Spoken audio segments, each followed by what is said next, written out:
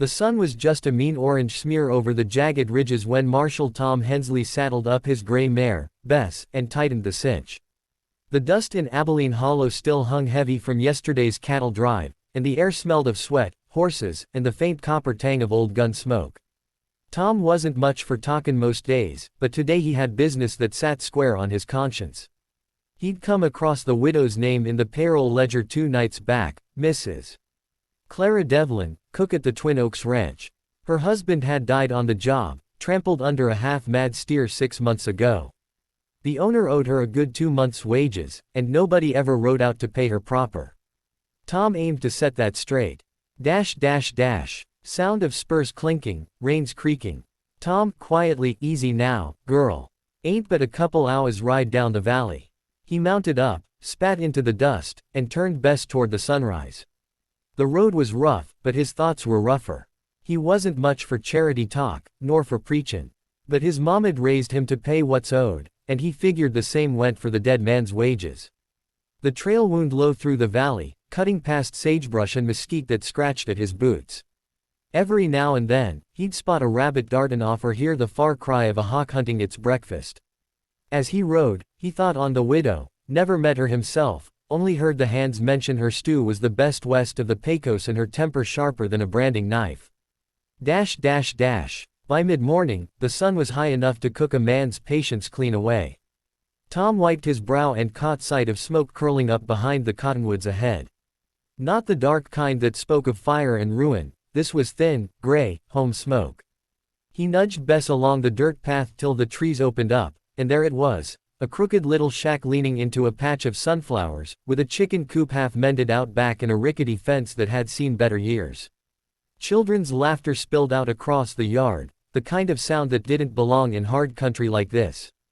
Tom slowed, puzzled. There must have been a dozen of 'em, barefoot, rag-patched, hollerin' and chasin' after one scrawny dog that barked like it was doin' the Lord's work.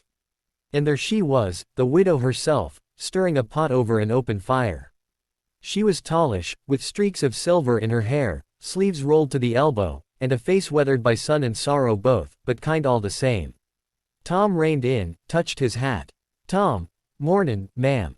Name's Tom Hensley. Rode down from Twin Oaks Way.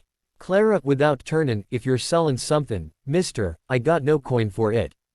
Tom, smilin', ain't here to sell, ma'am. Came to square a debt. You worked for the ranch a spell, didn't ya? She paused, wooden spoon mid-stir, eyes narrowing. Clara. I did. Least till my Joe got himself kilt. They never sent me what was due. But I stopped expectin' long ago. Tom. Well, I'm here to fix that. He reached inside his vest, pulled out an envelope bound with twine, a handful of bills, clean and crisp as fresh leaves. He held it out, but she didn't take it right away. Her eyes darted toward the children.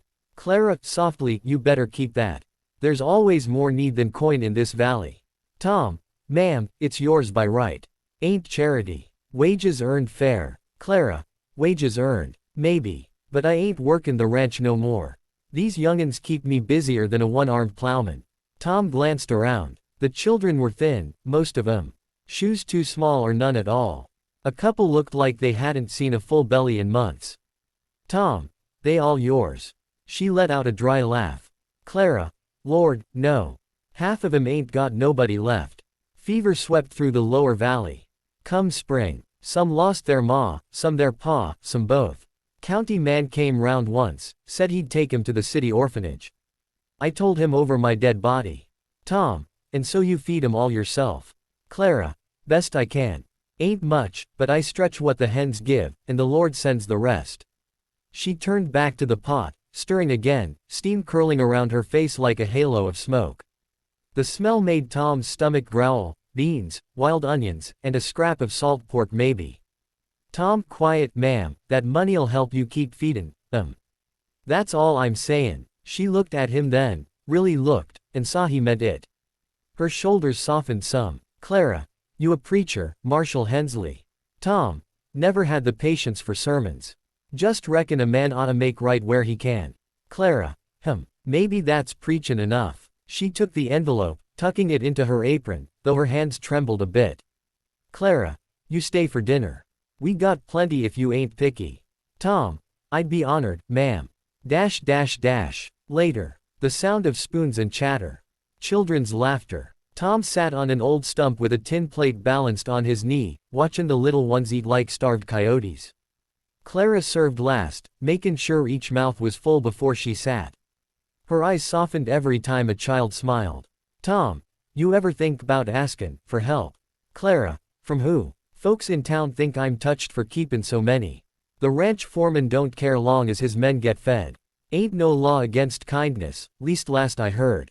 Tom, not yet, but this territory's got a mean way of testin' good souls. He ate quiet for a spell, then reached into his saddlebag and pulled out another pouch, smaller, but heavy. He set it on the table.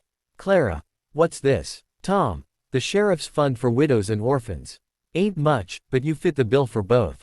She blinked back something like tears. Clara, you sure the lawman won't come after you for that? Tom, ma'am, I am the lawman.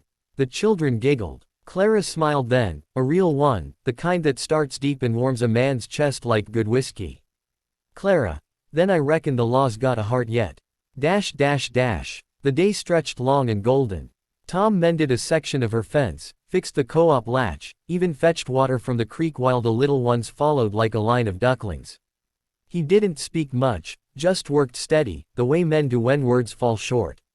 As evening settled, the valley filled with the hum of crickets and the low croon of a woman singing the young ones to sleep. Tom stood by his horse, hat in hand. Tom, ma'am, I best be ridin'. Sun'll be up early, and I got more stops, 'fore the week's out. Clara, you're welcome here anytime, Marshal. Tom, appreciate that. He mounted, but before he could turn the mare, Clara stepped closer, her voice low. Clara, most men ride past need 'cause it don't shout loud enough. You stopped. That counts for something. Tom, maybe. But it don't cost a man much to do what's right, 'cept the will to do it. She nodded, eyes glimmerin' in the lantern light. Clara, the valley remembers men like that. Tom tipped his hat and rode off slow, the moon rising pale behind him. He could hear her hum faint in the distance, mingled with the soft cries of the little ones dreamin' inside. By the time he reached the ridge, the lights of her shack were just a warm flicker far below. He reined in for a moment, looking down at that small patch of hope in the dark valley. Half the orphans in the valley, huh? Maybe more before long. He reached into his coat, pulled out a folded letter from the governor's office, new laws about orphan placements, talk of city relocations. He tore it in half, then in half again, and let the pieces scatter to the wind. Ain't no paper knows. Better than a woman with a kind heart.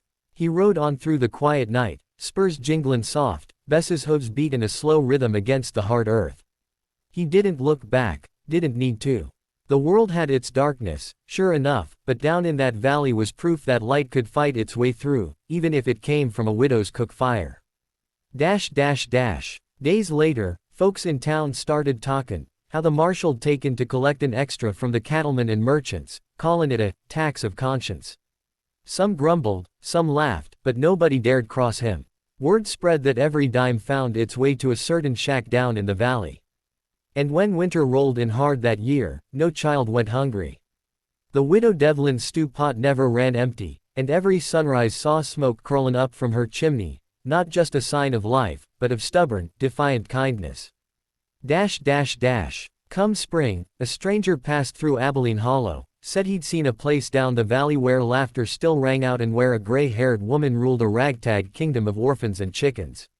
The man swore she was richer than most, though she owned near nothing. When asked who kept her supplied, he just grinned. Stranger, some say the marshal rides by once a month, leaves coin at the gate and don't say a word. Others say he don't ride at all, that the wind brings it.